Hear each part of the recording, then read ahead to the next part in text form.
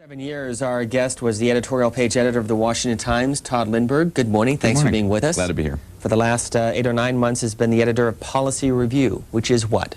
Policy Review is a bi-monthly journal of ideas and published by the Heritage Foundation, and with a long and distinguished record of advancing the intellectual debate. And I was happy to take over at the helm and redesign it and reconfigure it a little bit. Starting with the first of the year, that's my third issue, what my daughter calls the green one. And it's been a pretty interesting project. Your piece this month looks at Elizabeth Drew's book, The Corruption of American Politics, What Went Wrong and Why. There's a piece this morning by former Tennessee Governor Lamar Alexander, who dropped out of the presidential race following his 6th place showing in the Iowa caucuses. He says, put more money into politics.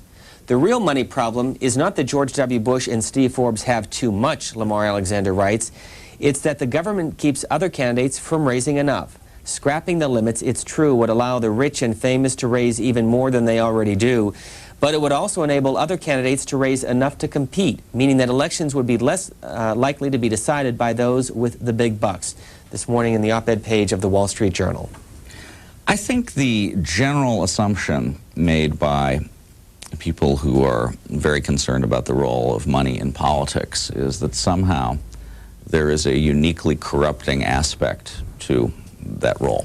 That, in essence, were the money simply eliminated in some fashion by public funding of campaigns or whatever, that you would achieve a kind of purity to our political process that I think is something of a pipe dream, actually. The fact is, there are lots of things that are at stake in what goes on over there. And a lot of people have a very serious and earnest interest in seeing that their voice is heard as their issues are considered. And in the current kind of environment, it's true that that costs money, but it would cost money regardless. And I think Lamar Alexander makes a pretty interesting point. He's not, this is something he's talked about before, the difficulty of this, and I wrote my piece about Elizabeth Drew's book on politics, and I note with interest that she too comes out in favor of increasing the limits on the amounts that candidates can raise. The $1,000 limit is really quite a hobbling experience. It makes candidates spend an awful lot of time on the telephone dialing for dollars, and that probably does in fact have something to do with who's willing to be in politics now. Birch Lane Press published Elizabeth Drew's book now in bookstores. What did you think of it? Well, I think it's a very interesting and serious account, not least, by the way, because it's a book about Washington at a time when there is a general assumption that people aren't terribly interested in politics. Now, that's not, viewers of C-SPAN are clearly an exception to this, but they're also clearly, I think, at this point, maybe a minority out there. There's just, rarely in my long experience, if it's fair to talk about it as long, have I seen the electorate quite so disengaged as I think it is at the moment. And I wonder what that means for the long term. Will people be back? Will they re-engage in time for the 2000 presidential election? Or is this just a condition? You know, we've all seen those graphics showing voter turnout and off-year elections and watch the numbers sink. It's an interesting question. People are tuning out with a greater degree of regularity, and maybe that's in essence a good thing, in the sense that the predicate for it may be the kind of peace and prosperity that everybody wants. In other words, people have the luxury of tuning out. And politics is in a way not a matter of life and death at the moment. On the other hand, it's obviously pretty disturbing, because it leaves a whole sort of chunk of America essentially relying more or less blind on the rest of it. I mean, the part that is engaged. Our guest is the editor of Policy Review, Todd Lindberg. We'll get to your calls in just a moment. But speaking about books, you wrote earlier this month about a new book that's coming out in October by James Glassman, who has been on this program a number of times, formerly at the Washington Post. He did a column on Sundays looking at the stock market. Co-written by Kevin Hassert. It's a Time publication book called The Dow 36,000. Right. Why did you write about it, and what's the buzz on this book? Well, the buzz, it's also the cover, by the way, of the Atlantic Monthly this month, an excerpt from the book. The buzz on the book, look, the question is this: are investors crazy to bid up the stock market like this, or are they not crazy? Is there a reason to think, is there a reasonable explanation for why the stock markets have gone as high as they are? And in the case of the Glassman argument, which is sort of counterintuitive to what you hear from most people talking about the stock market, can it go higher still? Now, their argument is essentially this: that over time, as we have acquired more experience with stocks, we have realized, our investors have increasingly begun to realize, that the risk premium that used to be attached to stocks, which is to say, since stocks are riskier, they need to pay more. They need to pay a higher rate of return than, for example, Treasury bonds. That this risk premium is really, or really ought to be zero. That in long-run stocks, a well-balanced portfolio over time, owning such a portfolio is no more risky, really, than owning U.S. government securities over a comparable period of time. Therefore, the returns on those two entities, the bonds and the stocks, ought to converge over time. And if they do that, Glassman and his co-author calculate that an appropriate valuation for the Dow would be something like 36,000, and depending on other ways of calculating, you can even arrive at higher valuations. Now, I am not an economist, and so I'm not going to wade into the economics of this argument. I've read enough, I guess, economics to know that it needs to be taken seriously.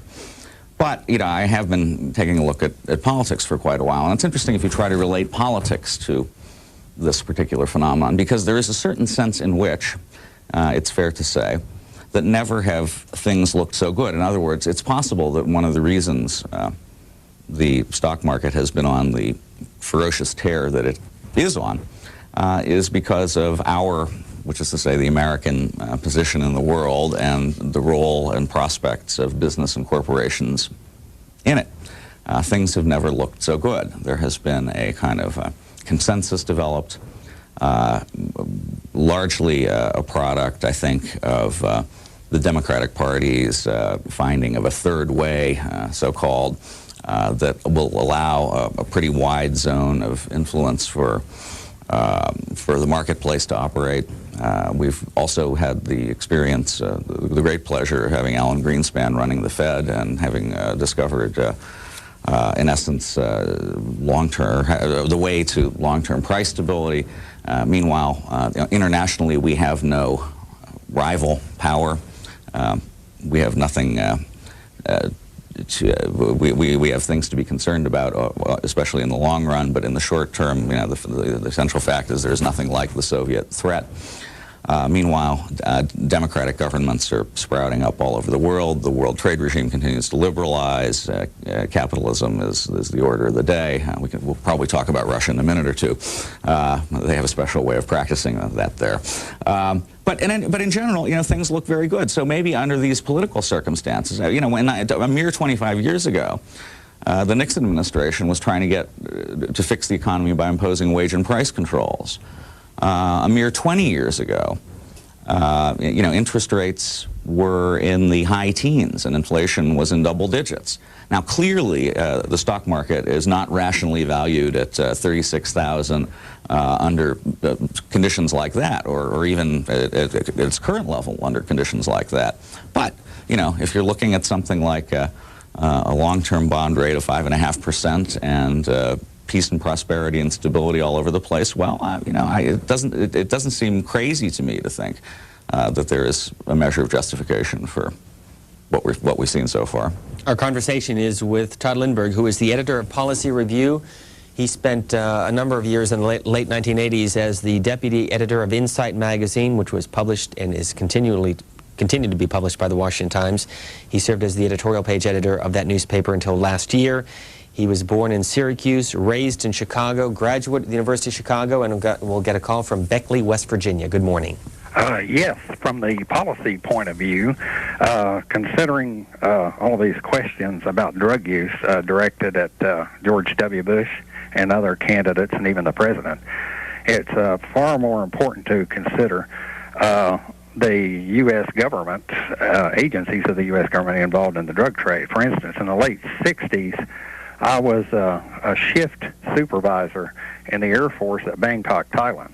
And during that period of time, over 50% of our business, that is loading and unloading and processing aircraft through there, were three airlines controlled and run by the CIA, which handled nothing but drugs and guns. And these people, I used to run across them in bars in Bangkok, and they were instrumental in setting up in the early 70s the cocaine trade in Latin America. And what we need to do is investigate, have full disclosure, and investigate the finances of these outfits, how they share it among the several agencies like the drug enforcement agencies, the FBI, and so on, and discover, if we can, what the connection there is between death squads in numerous countries and the drug finances of these outfits. Thanks, caller. Is there a connection, Todd Lindbergh? Well, it is clearly true that a variety of rebel groups all over the world have looked to drugs to make money, and that has gone on pretty much everywhere. It's also true that we've been in bed with a number of those groups at various times for various strategic reasons, some of them very good strategic reasons. Therefore, were there U.S. government, particularly intelligence officials, aware of what was going on with regard to the drug trade? Well, probably there were. Was that a good thing? Let us not, once again, no, it was not a good thing. We can be unequivocal about that. But again, I think we should resist the impulse to try to bring to the past the standards that we apply rather ruthlessly in the present. The world was a little different then, and that context means something. There was a Cold War. There was a global struggle between the United States and the Soviet Union. The outcome was in doubt. It was not foreordained that we would end up on top and that the Soviet Union and the Warsaw Pact would break up and that their empire would collapse. So I think that there's a case that necessity dictates a number of things, or did dictate a number of things at that time.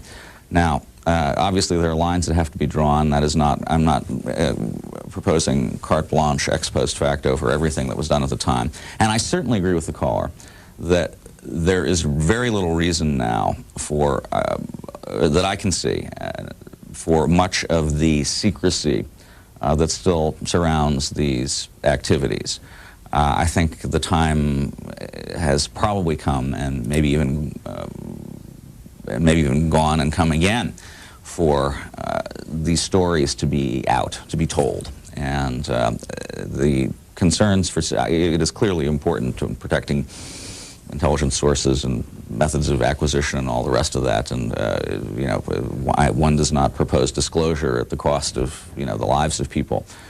But if those circumstances can be met, I think the secrecy as such that may linger is really not very well justified. From our conservative line, Fresno, California. Good morning. Hello? Hello? Good morning. Yes. I was kind of appalled to hear him credit the Democratic Party. I think he made that statement that was responsible for the good economy. That's not what I meant. That's not what I said. The point I'm trying to make, and I perhaps did not make it well enough, is that these market ideas, these market principles, have long been associated with the Republican Party. And the problem, and one of the reasons that Democrats had such a difficulty getting elected to the White House, was that they were perceived as too liberal, as too left-wing on economic matters. Now, that has changed. Whatever else may be true, it is the case that the Democratic Party has more or less made, and this is, by the way, true of the Labour Party in Britain and apparently of the Social Democrats in Germany. They have made a peace of a kind with market economics, with the workings of the marketplace, that they had never made before. And that is a change. Brevard, North Carolina, you're next for Todd Lindbergh. Good morning. Good morning. I'd like to talk about foreign policy. Presidential campaigns is void of that subject, and also the media doesn't have anything on Bosnia, Kosovo anymore, and I wonder what's going on. I'll hang up and say. Yeah, well, the press leads, or rather the press follows where political candidates lead. To the extent that they want to talk about foreign policy matters, they will, the coverage will be forthcoming. We're starting to see a little bit more of that. Steve Forbes has been talking about China a fair bit. Now he's talking about Russia. And I think we will probably get a little more still. As for the sense of what's going on in Kosovo and in Bosnia, you're right. I think the coverage probably has been a little light, and we could probably stand to have a little bit more. From the August-September edition of Policy Review, the underestimated Chancellor, Helmut Kohl's long list of enemies. What is this about? It's an excerpt of a book by Regnery Press? Yeah, by Henrik Bering. It's accompanied by a piece by Jeffrey Gedman of the American Enterprise Institute, which we called Helmut Kohl Giant, which is a reference not only to his physical size, which is indeed imposing, but also to his stature. The claim that the author set out to make in these two pieces is really not a particularly difficult one to understand, but I think an underappreciated point, which is if you look at European history in the past 20 years or so, the importance of Helmut Kohl, the German Chancellor of 16 years duration, on that history is really quite remarkable. The first challenge that Kohl faced when he came to power, as Jeffrey Gedman outlines in this in this article, was the deployment of Pershing missiles in Germany to counter intermediate-range Soviet weapons. This was ripping Europe and Germany apart at the time. There were mass protests, hundreds of thousands of people in the street. It would have been very easy to imagine a German government making the decision that this deployment was just too difficult, that it would not happen, and that Germany would be better off pursuing a more eastward-looking course than aligning itself so deeply with NATO and the United States. Kohl held the line. That was a pivotal moment in the history of the alliance and the history of the Cold War. Next, of course, came the fall of the Berlin Wall, and Kohl hastily seized an opportunity to unify Germany, moving at a rate much faster, I think, than most of the rest of his alliance members even imagined possible. And the third achievement of Kohl, and which remains something of a we don't know the outcome yet, is the whole process of European unification. This is something that Kohl especially sought and wanted. He wanted Europe. He wanted Germany integrated fully into Europe, and he was even prepared to trade the mighty German mark for this for the new euro, the unified currency. So all in all, it was a remarkable career, and all the more so for Kohl's own reputation as being a bit of a stumbler and a bumbler and so forth. He was consistently underestimated by his enemies and by his friends, and it's time to recognize that he deserves a place up in the pantheon of European leadership in the post-war era. Both pieces can be found in the latest edition of Policy Review, which Todd Lindbergh is the editor of. By the way, on Book Notes, Sunday night at 8 Eastern and Pacific, Mark Pendergrast, who's the author of Uncommon Grounds, will be our guest. We'll get a call from Chesapeake, Virginia. Good morning. Yes, good morning, gentlemen. Steve, I'd first like to say that I do think C-SPAN has a very unbiased coverage, and I think that you're very good at getting all voices out. And I don't agree with some earlier callers. Mr. Lindbergh, I have a question for you. You stated that you did not believe that there was a connection between the big money and our political system, but Americans are really not naive about this. The control that special interests have in Washington grows every year. It's very obvious in every single policy debate, every single bill that's passed, why it cannot pass. It is because of the special interests. And the payoff to the politicians are the campaign contributions. They don't hand them dollars while they're in session. It's the dollars that go into the campaign funds. And Americans want their voice back. We want this one vote, one voice back, and we cannot get it, sir. We cannot get it with this kind of money in politics. And Alexander's wrong, and everybody that stands up and says we need more money is wrong. Well, look, I think this is a discussion worth having. The question is, does money create political ideas, political will, political impetus, or is it the other way around often enough? In other words, do ideas attract money? In my experience in Washington, it's a mixed bag, and it is the second part of the equation that is underappreciated. For example, if Big Tobacco has bought off the Republican Party, as some people, especially Democrats, seem to think that it has, or if the trial lawyers have made the Democratic Party a wholly owned subsidiary of the plaintiff's bar, why, if these entities are able to do things like that, I mean, why doesn't Big Tobacco buy the Democratic Party too, and why don't the trial lawyers buy the Republicans? It seems to me that if you really want to seal your position of influence in, and the parties are for sale, that you ought to buy both of them.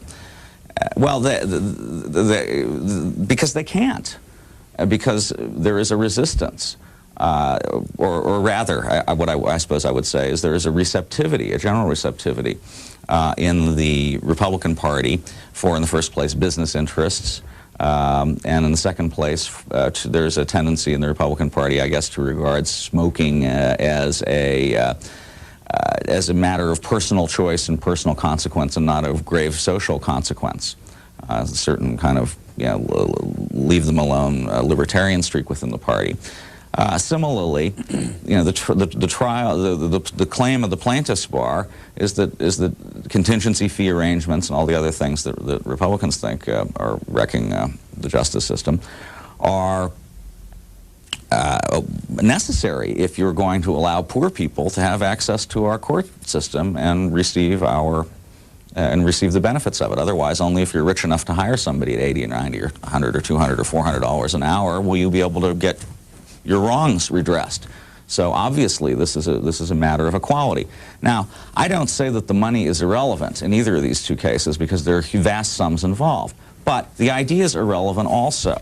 And I don't think you would find, even if the trial lawyers decided they wanted to buy the Republican Party, that it would be for sale to them. Nor similarly, just for the purpose of the analogy that I developed here, or for the example I developed here, the hypothetical, that the Democrats would be terribly receptive to the importunings of Big Tobacco. They'd much rather have a large-scale tobacco bill pass and have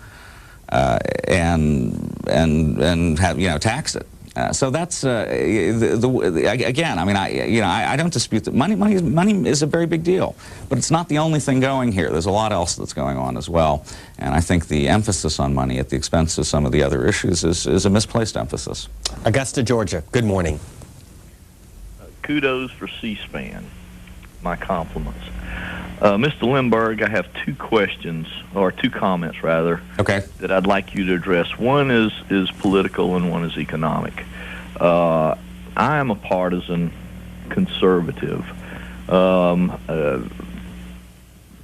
Never vote for Democrats, only vote for Republicans, and getting irritated with Republicans, and don't think I'm going to bolt this go around, but there's one thing that I get irritated about the media and about Republicans when the Democrats play the hardest partisan game and call Republicans names all the time, where Republicans won't do likewise. And you just call the Democrats very, in economic matters and other, they're liberal.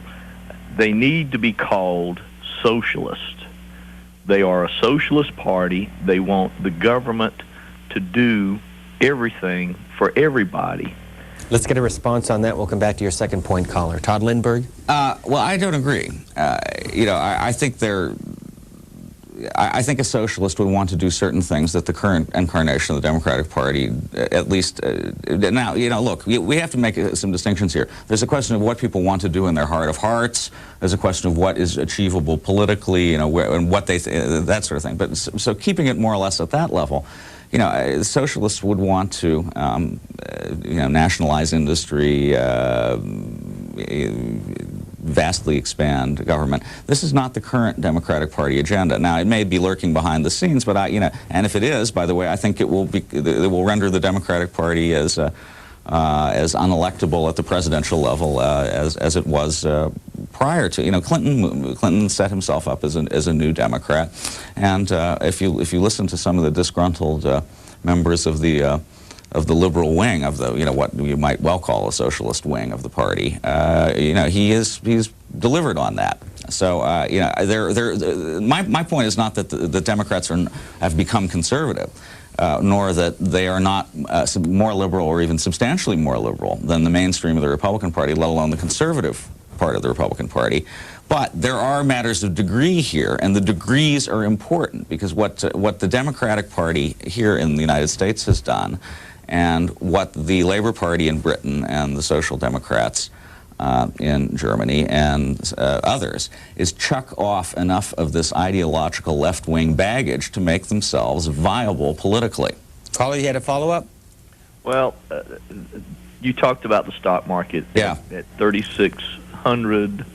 36,000. 36,000, yeah. Excuse me. I was a minor in economics in college, and the one thing I've done over the last several years is I buy an almanac every year. And the almanac publishes the federal government for the last 3 to 4 years.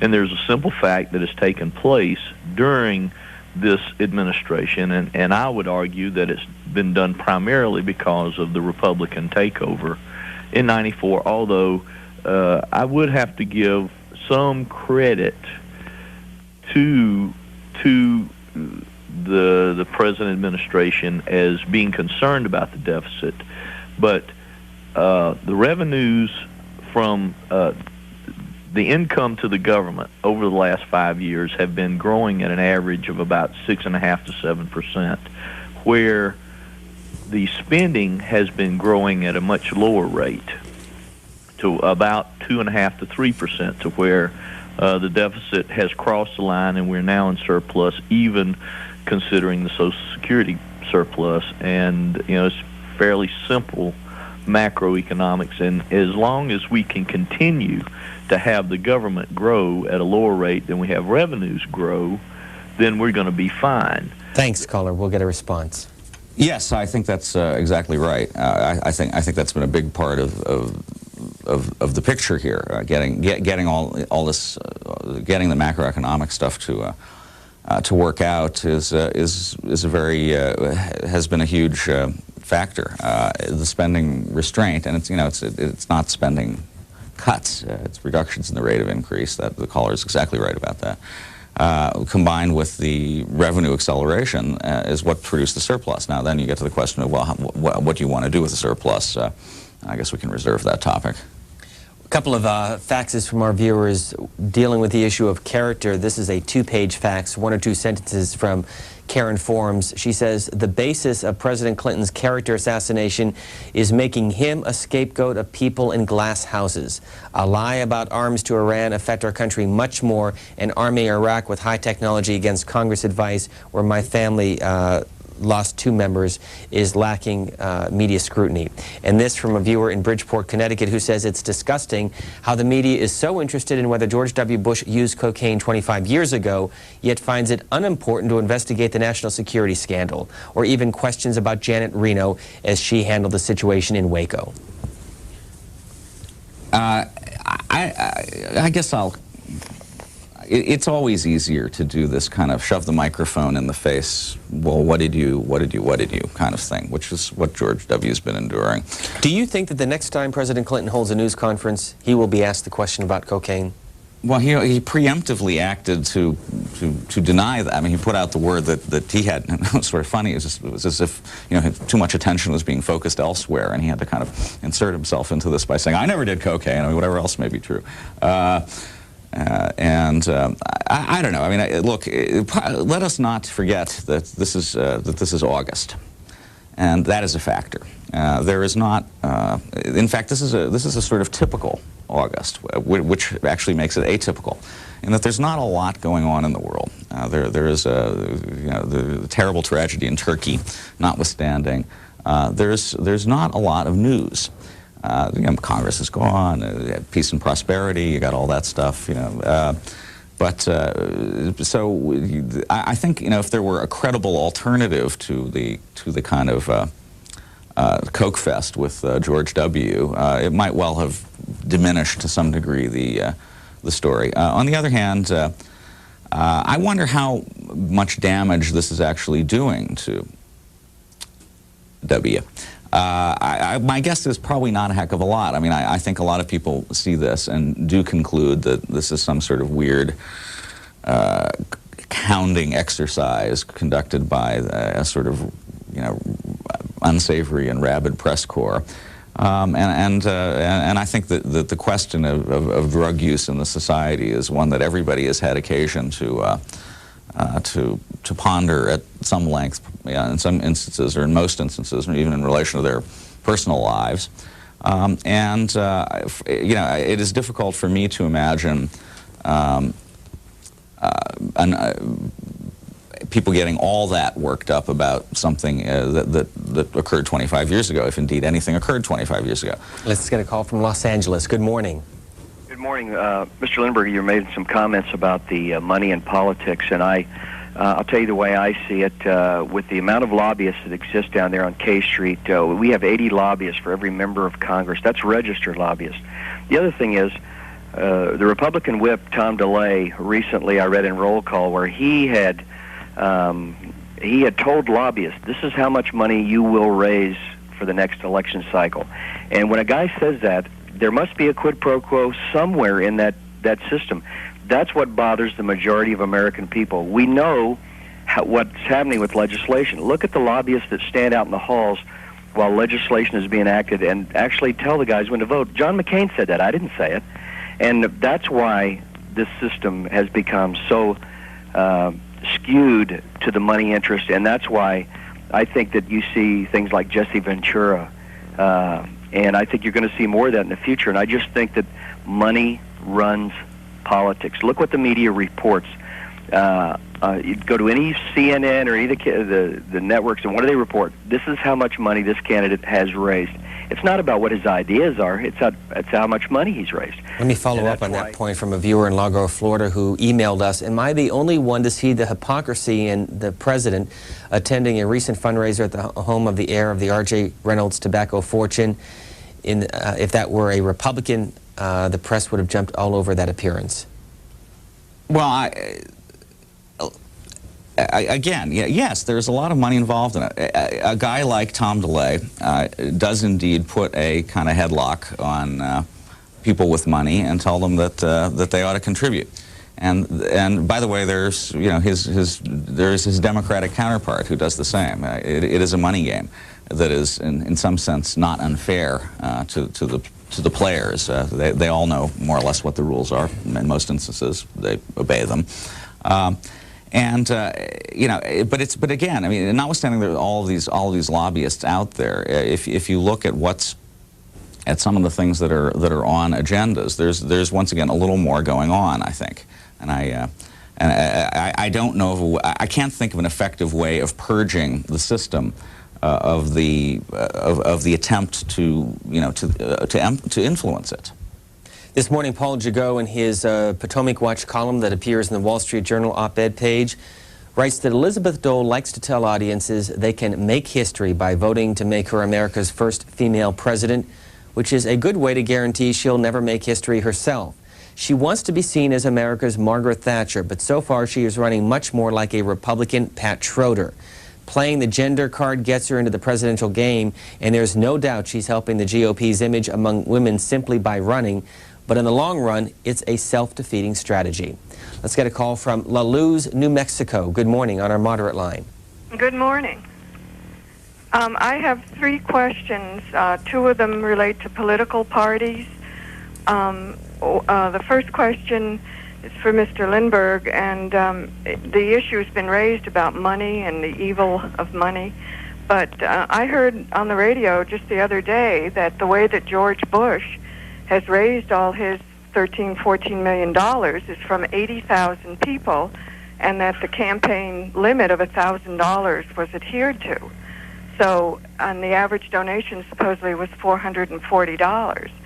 So, if this is, if there's an inherent evil in money, I mean, yet 80,000 people, if this is true, donated all that money to him, then, you know, why raise the cap? I mean, I guess from my perspective, you know, candidates can raise money. Let me follow up on that, because President Clinton is now in the process of setting up his library foundation. Right. He does not have the restrictions that a presidential candidate faces. Is there any inference that the money that is being contributed to his library now could influence White House policy in the remaining 14 or 15 months of his presidency? Well, you know, in principle, I suppose that's quite possible. In practical terms, it strikes me as a pretty dubious proposition. Look, one of the advantages, I think the caller is right about the cap, is that it at least in principle establishes how well you are able to raise money in relatively small doses. Which is to say, presumably, you know, how broadly you appeal. There's an interesting quote in the Drew book from Senator Torricelli of New Jersey. He is a Democrat, of course, and he says one of the problems that Democrats have had and that they have to face up to is that they do not. They have had a hard time putting together a small donor base in the way that the Republicans have had some success. Now, whether that's because traditional Democratic constituencies don't have the money or to give, or whether there are other reasons for that, I'll leave that as a question for others. But it's a very real issue.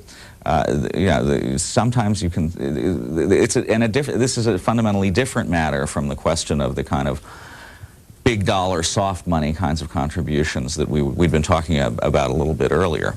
Todd Lindbergh, by the way, reviews Elizabeth Drew's book in the latest edition of Policy Review, the publication that he edits. We have time for one more call. Thomaston, Connecticut. Good morning. Well, thank goodness I got in on the last call here.